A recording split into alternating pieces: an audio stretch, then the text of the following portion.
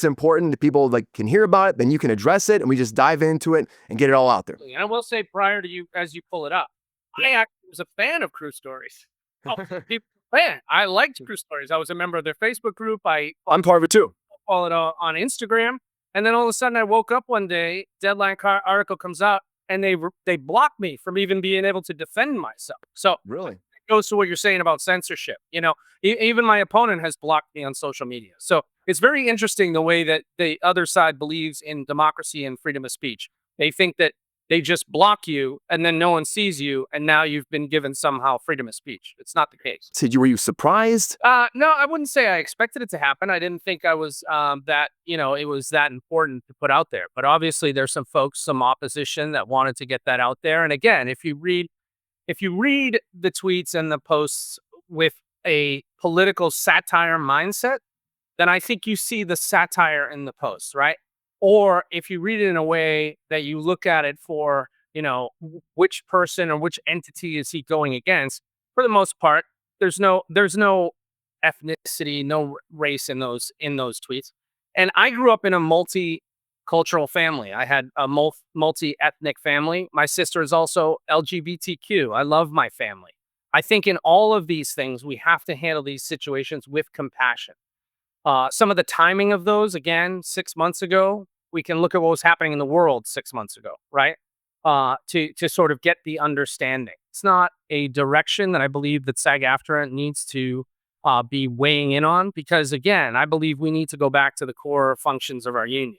And, look, a comedian, an improviser, somebody who's doing political satire, they should not be held from the highest levels of our union because they're involved in entertainment, or that they've made some tweets in the past. Again, our problem right now is a lot of people will preach diversity and they'll say it is so important to have diversity. But yet, in the other hand, they will say that diversity of thought is dangerous. And so we have to be able to discuss things. And I think that that's one lesson that I'm taking from this, is the ability to actually, have conversations about diverse thought. And again, be enlightened that maybe there was a time when someone else posted or said something.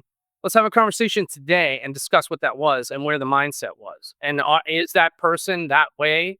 Because I don't believe that that's the situation in any. I believe that, having myself out there and, having no malice towards anyone, political satire. Some folks haven't, probably they read it a little more sensitive than what was written. And I understand that. I feel deeply compassionate for those folks, because it's not something they probably want to read. However, again, private page, and made public now by the media. So do I believe that I probably should go out and buy myself a little diary and write more of my stuff in the diary? Probably. But again, comedy, some of this stuff, there was no intention of harming anyone in these posts. It wasn't as if it was some rager on how I'm going to beat people up or something. This was all political satire. And so anybody that doesn't see it that way, you have to ask if they have a political motive to not see it that way. And I think most of these people do.